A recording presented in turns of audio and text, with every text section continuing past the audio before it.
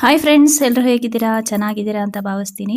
ಇವತ್ತಿನ ವಿಡಿಯೋದಲ್ಲಿ ಅನೇಕ ರೀತಿಯ ಕಿಚನ್ ಟಿಪ್ಸ್ಗಳನ್ನು ನಿಮ್ಮ ಜೊತೆ ಶೇರ್ ಮಾಡ್ತಾ ಇದ್ದೀನಿ. ವಿಡಿಯೋನ ಲಾಸ್ಟ್ ತನಕ ನೋಡಿ, ಹಾಗೆ ಸಬ್ಸ್ಕ್ರೈಬ್ ಮಾಡಿಲ್ಲ ಅಂದರೆ ಪ್ಲೀಸ್ ಸಬ್ಸ್ಕ್ರೈಬ್ ಮಾಡಿಕೊಂಡು ವಿಡಿಯೋನ ನೋಡಿ. ನಾವು ಅಡುಗೆನ ಬೇಗ ಮಾಡಿ ಮುಗಿಸ್ಕೋಬೇಕು ಅಂದರೆ ಕುಕ್ಕರನ್ನು ಯೂಸ್ ಮಾಡ್ಕೋಬೇಕು. ಕುಕ್ಕರಲ್ಲಿ ಪಲ್ಯಗಳಾಗಲಿ ಇಲ್ಲ ಮಸಾಲೆಗಳಾಗಲಿ ಬೇಗ ಆಗಿಬಿಡುತ್ತೆ. ಹಾಗೆ ಒಂದೇ ರೆಸಿಪಿನಲ್ಲಿ ನಾವು 2 ಐಟಮ್ಗಳನ್ನು ಕೂಡ ಮಾಡ್ಕೋಬೋದು. ನಾನಿಲ್ಲಿ ಕುಕ್ಕರ್ನ ಇಟ್ಟು ಸಾಸಿವೆ, ಕರಿಬೇವು ಸೊಪ್ಪು ಹಾಗೆ ಈರುಳ್ಳಿನ ಹಾಕಿ ಜೊತೆಗೆ ಹಸಿಮೆಣಸಿನಕಾಯಿ ಹಾಕಿ ಚೆನ್ನಾಗಿ ಫ್ರೈ ಮಾಡ್ತಾ ಇದ್ದೀನಿ.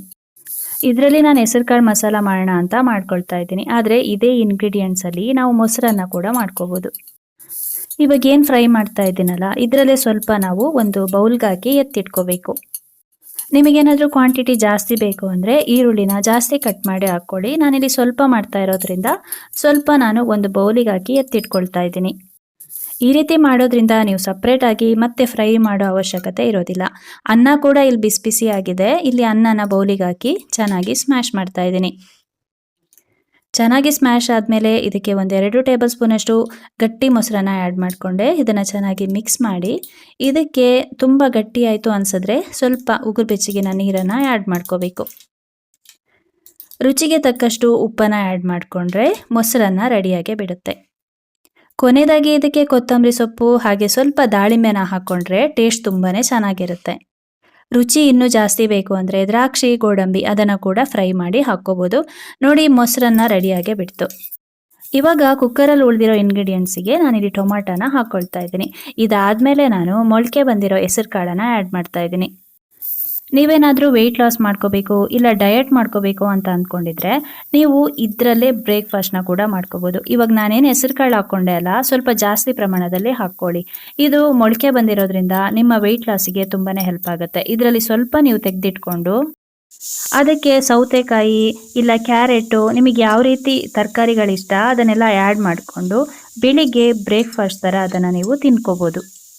ಮಸಾಲ ಪೌಡರ್ಗಳನ್ನು ಡೈರೆಕ್ಟಾಗಿ ನಾವು ಮಾಡ್ತಾ ಇರೋ ಅಡುಗೆಗೆ ಹಾಕೋದ್ಕಿಂತ ಈ ರೀತಿ ಒಂದು ಬೌಲಲ್ಲಿ ಸಪ್ರೇಟಾಗಿ ಹಾಕ್ಕೋಬೇಕು. ಅರಿಶಿನ ಪುಡಿ ಆಗಿರ್ಬೋದು, ಖಾರ ಪುಡಿ, ಧನಿಯಾ ಪುಡಿ ಇಲ್ಲ ಗರಂ ಮಸಾಲ ಇದನ್ನೆಲ್ಲ ಹಾಕ್ಬಿಟ್ಟು ಸ್ವಲ್ಪ ಉಗುರು ಬೆಚ್ಚಗಿನ ನೀರನ್ನು ಹಾಕ್ಬಿಟ್ಟು ಈ ರೀತಿ ಚೆನ್ನಾಗಿ ನಾವು ಮಿಕ್ಸ್ ಮಾಡ್ಕೋಬೇಕು. ಅದರಲ್ಲಿ ಸ್ವಲ್ಪ ಕೂಡ ಗಂಟು ಇಲ್ಲದೆ ಇರೋ ಥರ ನಾವು ಈ ರೀತಿ ಚೆನ್ನಾಗಿ ಮಿಕ್ಸ್ ಮಾಡ್ಕೋಬೇಕು. ಹಾಗೆ ಬಿಸಿಬೇಳೆಬಾತ್ ಮಾಡಬೇಕಾದ್ರೂ ಅಷ್ಟೇ, ನಾವು ಮಸಾಲ ಪೌಡರ್ನ ಡೈರೆಕ್ಟಾಗಿ ಹಾಕೋದ್ಕಿಂತ ಈ ರೀತಿ ನೀರನ್ನು ಮಿಕ್ಸ್ ಮಾಡಿ ಹಾಕೋದ್ರಿಂದ ರುಚಿ ತುಂಬಾ ಚೆನ್ನಾಗಾಗುತ್ತೆ. ಡೈರೆಕ್ಟಾಗಿ ನಾವು ಹಾಕೋದ್ರಿಂದ ಸೀದೋಗೋ ಚಾನ್ಸ್ ಇರುತ್ತೆ. ಅದ್ರ ಬದಲಾಗಿ ಈ ರೀತಿ ನೀರನ್ನು ಹಾಕಿಬಿಟ್ಟು ಹಾಕಿದ್ರೆ ಅದು ಚೆನ್ನಾಗಿ ಮಿಕ್ಸ್ ಆಗುತ್ತೆ. ಹಾಗೆ ಟೇಸ್ಟ್ ಕೂಡ ತುಂಬ ಚೆನ್ನಾಗಿರುತ್ತೆ. ಹೆಸರುಕಾಳು ಮಸಾಲ ಮಾಡಬೇಕಾದ್ರೆ ನೀರು ಸ್ವಲ್ಪ ಜಾಸ್ತಿನೇ ಹಾಕ್ಬಿಟ್ಟು ಈ ರೀತಿ ಕುಕ್ಕರಲ್ಲಿ ಒಂದು 2ರಿಂದ 3 ವಿಷಲ್ನ ನಾವು ಕೂಗಿಸ್ಕೋಬೇಕು. ನೋಡಿ, ತುಂಬಾ ಚೆನ್ನಾಗಾಗಿದೆ ಮಸಾಲ, ಹಾಗೆ ಫುಲ್ಲು ಸ್ಮ್ಯಾಶ್ ಆಗಿದೆ. ಇದು ಅನ್ನ ಜೊತೆ ಅಂತೂ ತುಂಬಾ ಚೆನ್ನಾಗಿರುತ್ತೆ. ರೊಟ್ಟಿ, ಚಪಾತಿ, ಪೂರಿ ಇದ್ರ ಜೊತೆ ಕೂಡ ಒಂದು ಒಳ್ಳೆ ಕಾಂಬಿನೇಷನ್ ಅಂತ ಹೇಳ್ಬೋದು. ತುಂಬ ಟೈಮ್ ಇರಲ್ಲ, ಆವಾಗ ನಾವು ಈ ರೀತಿಯಾಗಿ ಮಾಡ್ಕೋಬೋದು. ಹಾಗೆ ಕುಕ್ಕರಲ್ಲಿ ನಾವು ಅಡುಗೆ ಮಾಡಿದ್ಮೇಲೆ ಅದನ್ನು ನಾವು ಬೇರೆ ಪಾತ್ರೆಗೆ ಶಿಫ್ಟ್ ಮಾಡ್ಕೋಬೇಕು. ಕುಕ್ಕರಲ್ಲಿ ಅಡುಗೆ ಮಾಡಿದ ಮೇಲೆ ಆದಷ್ಟು ಈ ರೀತಿ ಚಿಕ್ಕ ಪಾತ್ರೆಗೆ ಶಿಫ್ಟ್ ಮಾಡೋದು ತುಂಬಾ ಒಳ್ಳೆಯದು. ನಮಗೆ ಸ್ಪೇಸ್ ಕೂಡ ಜಾಸ್ತಿ ಉಳಿಯುತ್ತೆ ಅಡುಗೆ ಮನೆಯಲ್ಲಿ. ಫ್ರೆಂಡ್ಸ್, ನೋಡಿದ್ರಲ್ಲ, ಈ ರೀತಿ ಏನಾದರೂ ಒಂದು ಐಟಮ್ ಮಾಡಬೇಕಾದ್ರೆ ಅದರಲ್ಲಿರೋ ಮಸಾಲನೇ ಸ್ವಲ್ಪ ತೆಗೆದು ನಾವು ಬೇರೆ ಐಟಮ್ ಕೂಡ ರೆಡಿ ಮಾಡ್ಕೋಬೋದು. ಇವಾಗ ನಾನೇನು ಮೊಸರನ್ನ ಮಾಡಿಕೊಂಡೆ ಅಲ್ವಾ, ಅದೇ ಥರ ನೀವು ಚಿತ್ರಾನ್ನ ಕೂಡ ಮಾಡ್ಕೋಬೋದು. ಅದೇ ಇಂಗ್ರೀಡಿಯೆಂಟ್ಸಿಗೆ ಸ್ವಲ್ಪ ನಿಂಬೆಹಣ್ಣಿನ ರಸ ಹಾಗೆ ಹುರಿದಿರುವಂಥ ಶೇಂಗಾ ಬೀಜ ಎಲ್ಲ ಹಾಕ್ಕೊಂಡ್ರೆ ಅಲ್ಲಿ ಚಿತ್ರಾನ್ನ ಕೂಡ ರೆಡಿಯಾಗೇ ಬಿಡುತ್ತೆ. ಈ ರೀತಿ ನಾವು ಒಂದೇ ಸಲ 1-2 ಐಟಮ್ ಮಾಡಿಕೊಟ್ರೆ ಮಕ್ಕಳು ಕೂಡ ತುಂಬಾ ಇಷ್ಟಪಟ್ಟು ತಿಂತಾರೆ. ಸ್ಕೂಲಿಗೆ ಹೋಗೋ ಮಕ್ಕಳು ಮನೇಲಿದ್ದಾಗ ಅವ್ರು ಸ್ಕೂಲಿಗೆ ಯಾವ ಬಾಟ್ಲು ತೊಗೊಂಡು ಹೋಗ್ತಾರೆ ಅಲ್ವಾ, ಅದೇ ಬಾಟಲಲ್ಲಿ ನೀರು ಹಾಕಿ ಅವ್ರು ಟಿ ವಿ ನೋಡ್ತಾ ಇರ್ಬೋದು ಇಲ್ಲ ಬರಿತಾ ಇರ್ಬೋದು, ಅದೇ ಪ್ಲೇಸಲ್ಲಿ ಇಟ್ಬಿಡಿ. ಅವಾಗ ಅವರಿಗೆ ಕುಡಿಯೋದಕ್ಕೆ ತುಂಬಾ ಈಸಿ ಆಗುತ್ತೆ. ಇಲ್ಲ ಅಂದರೆ ಅವ್ರು ನೀರು ಕುಡಿಯೋದು ಕೂಡ ಮರೆತುಬಿಡ್ತಾರೆ. ಅಡುಗೆ ಮನೆಯಲ್ಲಿ ಈ ರೀತಿ 2 ಹ್ಯಾಂಡ್ ಟವಲ್ಗಳನ್ನು ಇಟ್ಕೊಳ್ಳೋದು ತುಂಬಾ ಒಳ್ಳೆಯದು. ಒಂದು ಬಂದು ಕ್ಲೀನ್ ಮಾಡೋದಕ್ಕೆ, ಇನ್ನೊಂದು ನಿಮ್ಮ ಕೈಗಳನ್ನು ಒರೆಸೋದಕ್ಕೆ. ಬಿಸಿಯಾಗಿರೋ ಪಾತ್ರೆಗಳನ್ನು ಎತ್ತಿಡೋದಕ್ಕೆ ಕೂಡ ಆಗುತ್ತೆ. ಹಾಗೆಯೇ ಈ ರೀತಿ ಚಿಕ್ಕದಾಗಿರೋ ಒಂದು ಟವಲ್ನ ಇಟ್ಕೊಂಡ್ರೆ ಅಡುಗೆ ಮಾಡಿದ ತಕ್ಷಣ ಎಲ್ಲ ಕಡೆ ಆ ಪ್ಲೇಸಲ್ಲಿ ಫುಲ್ಲು ಎಣ್ಣೆ ಜಿಡ್ಡು ಹಾಕ್ಬಿಟ್ಟಿರುತ್ತೆ. ಇಲ್ಲ ಒಂದು ಸಲ ಕುಕ್ಕರ್ ವಿಶಲ್ ಆದರೆ ಕೂಡ ಅಷ್ಟೇ, ಅಲ್ಲೆಲ್ಲ ಫುಲ್ ನೀರು ಆಗಿಬಿಟ್ಟಿರುತ್ತೆ. ಆ ಪ್ಲೇಸ್ಗಳನ್ನೆಲ್ಲ ನಾವು ಈ ರೀತಿ ನೀಟಾಗಿ ಒರೆಸೋದಕ್ಕೆ ಒಂದು ಬಟ್ಟೆನ ಇಟ್ಕೊಂಡ್ರೆ ನಮಗೆ ತುಂಬಾ ಈಸಿ ಆಗುತ್ತೆ. ಹಾಗೆ ಒಂದೇ ಬಟ್ಟೆನ ಎಲ್ಲದಕ್ಕೂ ಉಪಯೋಗಿಸ್ಕೊಂಡ್ರೆ ತುಂಬಾ ಗಲೀಜಾಗಿಬಿಡುತ್ತೆ. ಹಾಗಾಗಿ ಈ ರೀತಿ ಸಪ್ರೇಟಾಗಿ 2 ಬಟ್ಟೆಗಳನ್ನು ಎತ್ತಿಡಿ. ಹಾಗೆ 2 ಪೇರ್ಗಳನ್ನು ಮಾಡ್ಕೊಳ್ಳಿ. 2 ಪೇರ್ಗಳು ಒಂದು ಸಲ ಫುಲ್ ಗಲೀಜಾದಾಗ ಇನ್ನೊಂದು ಪೇರನ್ನು ನಾವು ಉಪಯೋಗಿಸ್ಕೋಬೋದು. ಅದನ್ನು ಅಡುಗೆ ಮನೆಯಲ್ಲೇ ಈ ರೀತಿ ಒಂದು ಮೂಲೆಯಲ್ಲಿ ಇಡೋದ್ರಿಂದ ನಮಗೆ ಕೆಲಸ ಅನ್ನೋದು ತುಂಬಾ ಈಸಿ ಆಗುತ್ತೆ. ಅನ್ನ ಮಾಡಬೇಕಾದ್ರೆ ಆದಷ್ಟು ಅಕ್ಕಿನ ಡೈರೆಕ್ಟಾಗಿ ಹಾಕಿ ಯೂಸ್ ಮಾಡೋದಕ್ಕಿಂತ ಈ ರೀತಿ ಮರ ಬರುತ್ತೆ ನೋಡಿ, ಅದರಲ್ಲಿ ನಾವು ಕ್ಲೀನ್ ಮಾಡ್ಕೋಬೋದು. ನೋಡಿ ಅಕ್ಕಿಯಲ್ಲಿ ಚಿಕ್ಕ ಚಿಕ್ಕ ಹುಳುಗಳಿರುತ್ತೆ, ನಮಗೆ ಗೊತ್ತಾಗಲ್ಲ. ಈ ಥರ ನೋಡಿದಾಗ ತುಂಬಾ ಕ್ಲೀನ್ ಇದೆ ಅನಿಸುತ್ತೆ, ಬಟ್ ಇದರಲ್ಲಿ ಈ ಥರ ಕ್ಲೀನ್ ಮಾಡಬೇಕಾದ್ರೆ ಅದು ಮುಂದೆ ಬರುತ್ತೆ. ಈ ರೀತಿ ಪ್ಲಾಸ್ಟಿಕ್ ಮರಗಳನ್ನು ನಾವು ಯೂಸ್ ಮಾಡ್ಕೋಬೋದು. ಇದನ್ನು ಮೇಂಟೈನ್ ಮಾಡೋದು ಕೂಡ ತುಂಬ ಈಸಿ, ಅವಾಗವಾಗ ಕ್ಲೀನ್ ಮಾಡ್ಕೋಬೋದು. ಆದಷ್ಟು ಅಕ್ಕಿನ ಈ ರೀತಿ ಕ್ಲೀನ್ ಮಾಡಿ ಅನ್ನ ಮಾಡ್ಕೊಳ್ಳಿ.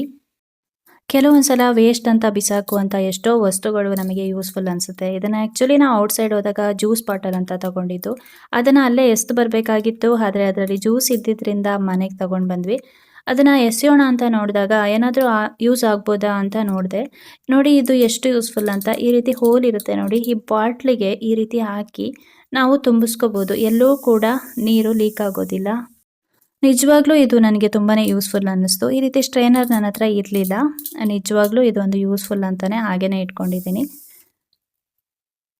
ಹಾಗೆಯೇ ಇದ್ರ ಜೊತೆ ಒಂದು ಕಪ್ ಕೂಡ ಇತ್ತು. ಇದರಲ್ಲಿ ನಾವು ಈ ರೀತಿ ಸಿಸರ್ಗಳಾಗಿರ್ಬೋದು ಅಥವಾ ವೇಸ್ಟ್ ಬ್ರಷ್ಗಳು ಕ್ಲೀನ್ ಮಾಡೋದಕ್ಕೆ ಇದನ್ನೆಲ್ಲ ಇಡೋದಕ್ಕೆ ಯೂಸ್ ಆಗುತ್ತೆ. ಹಾಗೆ ಕ್ಲೀನಿಂಗ್ ಸೊಲ್ಯೂಷನ್ ಜೊತೆ ಅದ್ರ ಜೊತೆನೇ ಬ್ರಷ್ಗಳನ್ನು ಕೂಡ ಇಟ್ಕೋಬೋದು. ಒಂದೇ ಸಲ ನಮಗೆ ಯೂಸ್ ಮಾಡೋದಕ್ಕೆ ಆಗುತ್ತೆ. ಹಾಗೆಯೇ ಅನ್ನ ಮಾಡಬೇಕಾದ್ರೆ ಆದಷ್ಟು ಈ ರೀತಿ ಕುಕ್ಕರಿಗೇ ಹಾಕ್ಬಿಟ್ಟು ನಾವು ಕ್ಲೀನ್ ಮಾಡಿ ಡೈರೆಕ್ಟಾಗಿ ಅನ್ನನ ಇಡ್ಬೋದು. ಕೆಲವೊಂದು ಸಲ ನಾವೇನು ಮಾಡ್ತೀವಿ, ಸಪ್ರೇಟ್ ಪಾತ್ರೆಗಳಿಗೆ ಹಾಕಿ ಅಲ್ಲಿ ತೊಳೆದು ಮತ್ತೆ ನಾವು ಕುಕ್ಕರಿಗೆ ಹಾಕ್ತೀವಿ. ಅದ್ರ ಬದಲಾಗಿ ನಾವು ಕುಕ್ಕರಿಗೇ ಈ ರೀತಿ ಅಕ್ಕಿನ ಹಾಕಿ ಮತ್ತು ತೊಳೆದು ಅದಕ್ಕೆ ಮೆಜರ್ಮೆಂಟ್ ಎಷ್ಟು ನೀರು ಬೇಕೋ ಅಷ್ಟನ್ನು ಹಾಕಿ ಅನ್ನ ಮಾಡ್ಕೋಬೋದು. ಫ್ರೆಂಡ್ಸ್, ಇವತ್ತಿನ ಇಷ್ಟು ಟಿಪ್ಸ್ಗಳಲ್ಲಿ ನಿಮಗೆ ಒಂದೇ ಒಂದು ಟಿಪ್ಸ್ ಇಷ್ಟ ಆದ್ರೂ ಕೂಡ ದಯವಿಟ್ಟು ಒಂದು ಲೈಕ್ ಮಾಡಿ, ಶೇರ್ ಮಾಡಿ, ಕಮೆಂಟ್ಸ್ ಮಾಡಿ, ಹಾಗೆ ಸಬ್ಸ್ಕ್ರೈಬ್ ಮಾಡಿಕೊಂಡು ವಿಡಿಯೋನ ನೋಡಿ. Thank you friends. Thanks for watching. Thank you.